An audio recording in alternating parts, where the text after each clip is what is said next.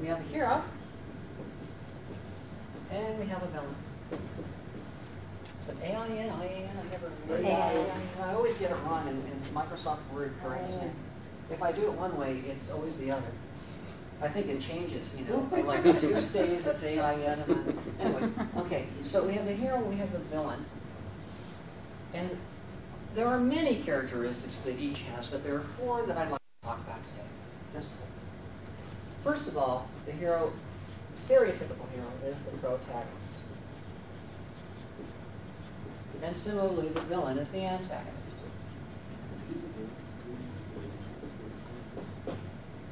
Okay? And the hero is also the main character.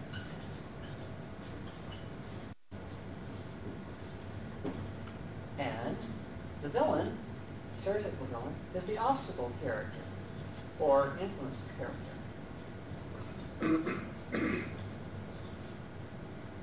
And the main character is the central character, which we'll define in a moment. And second most central is the villain.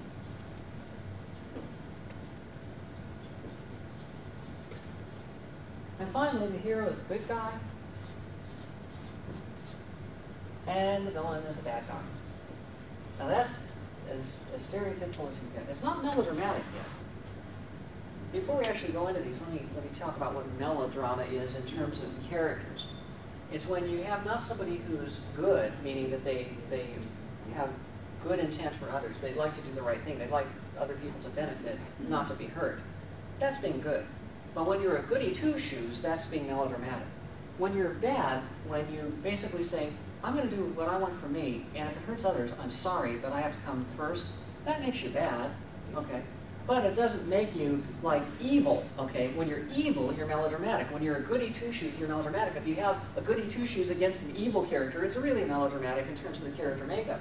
But if you just have a good character and a bad character, this one means well towards others, this one means ill towards others, okay? Not to the extreme. So when any of these things are carried to the extreme, it's the extreme part that makes that part of melodrama, the character part of melodrama, comes out of things being played to the extreme, overly exaggerated.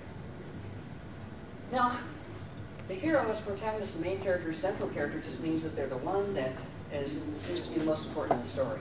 That can either be because they have the most media real estate, like the most pages, or the most scenes, or the most lines, okay? It can be that. Or it can just be that you tend to draw them with much more passion and interest so that they are elevated, not so much by how much they appear, but how, when they appear, quality versus quantity, okay? How they appear, whenever they appear, they're done in such a big manner that they appear to be the central character of the story, the most important character of the story. Okay. And they're a good guy, we talked about that. Now, the villain, and with the antagonist, obstacle character, second most central, and bad. They're the one who's just a little less of importance, a little less more riveting than the hero themselves. That your attention is drawn just a little less more there. And they're the obstacle character. They represent, no, join the dark side of the force. You know, that's it. It's the other view. It's that character who says, get off your path. You're on the wrong path. You know. And so that moral argument or personal argument, if it's not moral, it's a message issue. And that's occurring here. Whereas the logistic issue of whether the goal will be achieved or not is occurring here. Now, for the moment, let's define these terms because, again, people use them, hero, central character, main character, protagonist. They tend to use those things interchangeably. There's nothing wrong with using the words interchangeably. And I'm not going to say that the way I'm using them here is the way these words ought to be used. But there are 4 concepts here, 4 dramatic concepts. And I assigned these terms to them in order to have a moniker, something we can hang our hat on and say, when we're talking about a protagonist, we mean that for the duration of the class. When the class is over, if you want to use them interchangeably again, fine, I don't care, you know. But for the purpose of the class, by protagonist, what I mean is the character who's the prime mover of the effort to achieve the goal. In our own selves, again, that represents our force of initiative. The character who seems to be the one that when all else are ready to give up, this character is not going to give up. This character is going to continue until the goal is either achieved or not. They just have that initiative. They will start it and they will continue it. That's what a protagonist is. And it only has to do with the goal. Only in relationship to the goal. So whatever the goal is in the story, the protagonist is the one who will not quit no matter what. That's it. So the hero has to have that quality.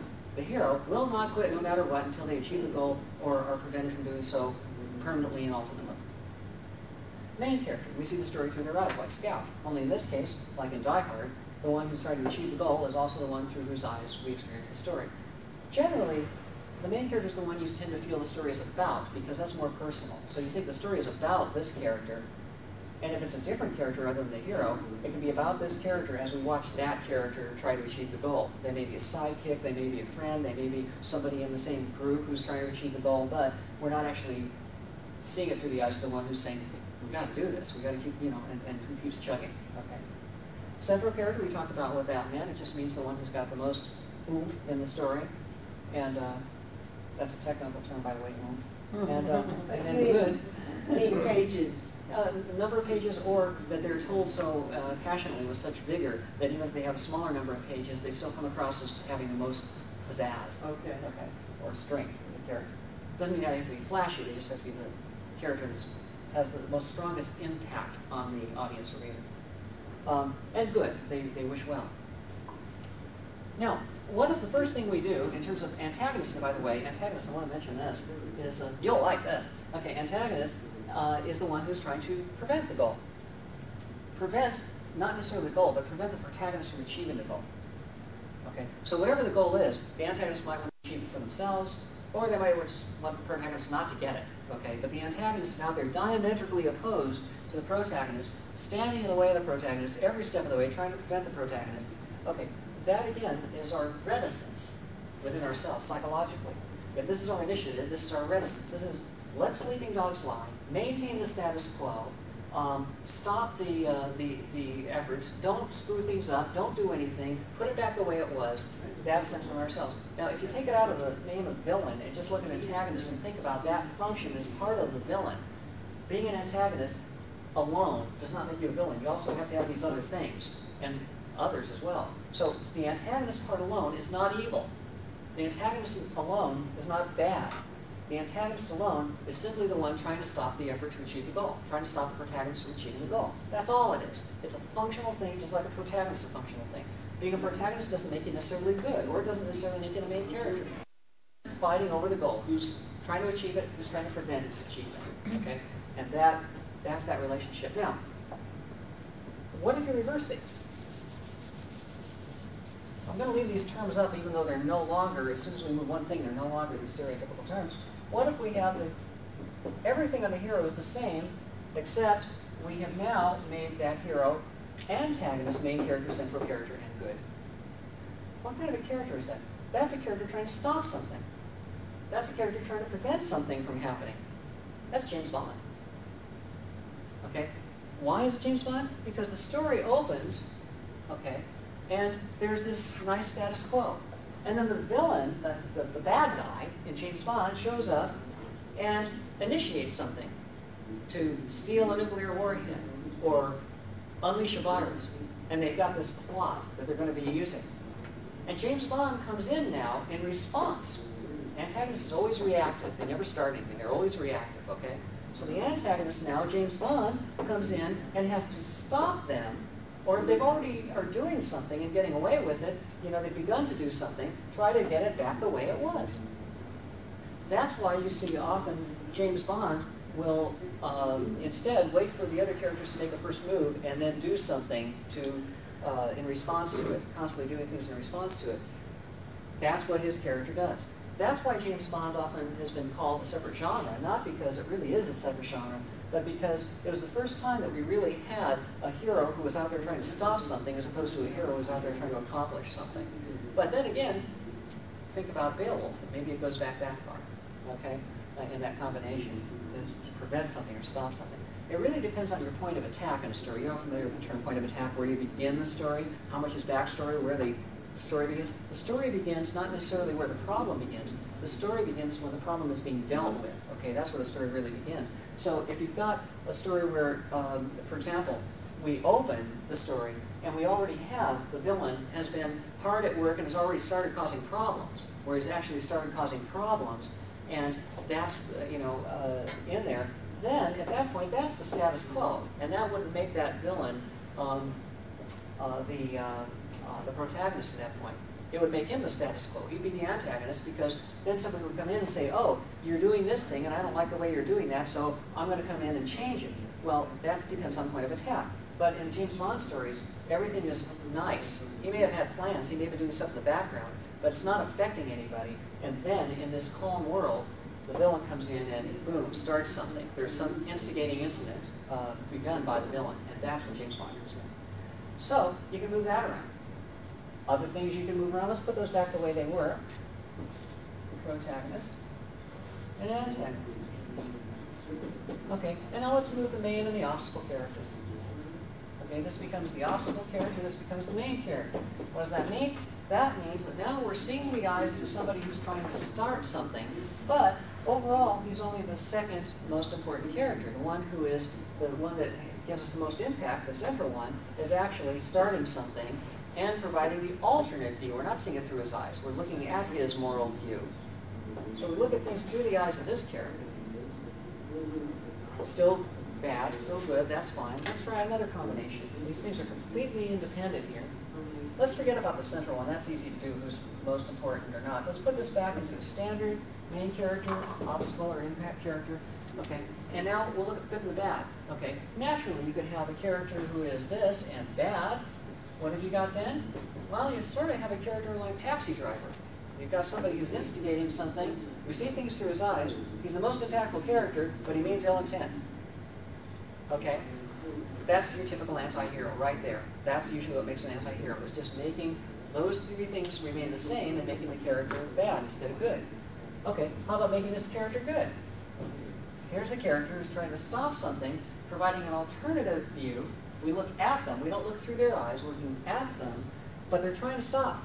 That's kind of like the ghosts, in a sense. The ghosts are saying, stop what you're doing, you know, and then we have here the obstacle character providing the other view in Christmas Carol, and second most central to Scrooge, and at the same time they will wish good intent, okay? It's that kind of a thing. So you end up with these unusual kinds of characters interjecting themselves to stop something that somebody's doing. Okay, now, let's do one final thing. Let's make these both good characters. Well, in this case, you've got a character who wants to build a shopping mall because it'll be great for this small town, and it will save them from financial ruin because the town's about to go under, okay? Meaning good for the town. He grew up there, and he's going to come back to the town. He's going to build this mall. He's the central. We see things through his eyes. Okay, now we've got another character, Antagonist, wants to stop the shopping mall project from a different moral point of view, because he says, although that may save the town, it'll alter the town so irrevocably because it's a small town, it'll no longer be the small town and will save nothing. And in fact, it'd be better to let people go away and have their memories the way it was and let it die a natural death than to impose a complete change of lifestyle on the town and have it not be anything that anybody can relate to. In the essence, the small town will go. Okay? They both mean good. They both have ill will towards none and want goodwill for everyone. And yet, one is clearly going to be shown by your story to be misguided, as opposed to being wrong. They'll be misguided, and the other one will be shown to be more on the path of what reality is. You can have them both be bad. You can have two people duking it out in a story against the goal. Is it going to be achieved or is it not? And each one wants to do something bad. You don't have to have a good guy in a story. Okay, it's just sells well, but you don't necessarily have to do it. And something that doesn't do the traditional may sell better because it's different. Okay, so you can have two people, each of whom is trying to rape the small town one way and the other another way, and they both. But if the goal is achieved, one will get to do the raping. If the goal isn't achieved, the other one will. So it's like with two different methods. So basically, you can end up having characters like that, and it's a much different way. The final thought I'll leave you with before we take our break here then is that in terms of these elements, all of these things can be distributed among the other characters. Any character might be a good guy or a bad guy. It doesn't matter who it is. Protagonist, antagonist, reason, emotion. They can all be independent units, or they can work in conjunction with like the team of good guys or the team of bad guys. It doesn't really matter. And in addition, you can make any character as central as you want. You don't necessarily have to be have the main character, one through whose eyes you see things, be the most central. There can be other characters who are much more impactful, sometimes unintentionally. Again, Darth Maul is much more impactful than Anakin Skywalker in Episode 1 of Star Wars. probably not intentional. He just loved Darth Maul and got carried away with developing him, and Anakin didn't live up to what he should be. So the thing is that Darth Maul and Anakin, that's a situation where another characters become more central than the main character, than the hero of the story.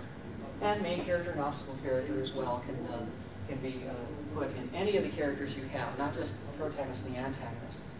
We're running out of tape time here, so I'll have to stop now, but when we come back, I'm going to talk about the dramatic triangle that you can form that makes hero and villain have relationships that aren't quite as melodramatic, and then we're going to move into the specific components that make up all of your characters functionally in your structure. So, any questions? Yes? If we went back to like the original list for the typical hero and the typical villain, and then we switched them back, because you said all of the elements can be switched, what is like the core or anchor component that makes a character a hero or a villain? It needs all of these to be a hero or a villain. And the minute you alter one, they're no longer a stereotypical hero or a stereotypical villain. There is no name for it other than you would tend to have an anti-hero if you make them bad. You would, and so on. You can go through and find examples, but that's not the only way to make an anti-hero. So basically, hero and villain, that's it. You've got these two cut and dried, cast in stone, chiseled in stone set of attributes that you have to have a hero and a villain. Anything else is not a true hero or a true villain, but may have most of what a hero or a villain has.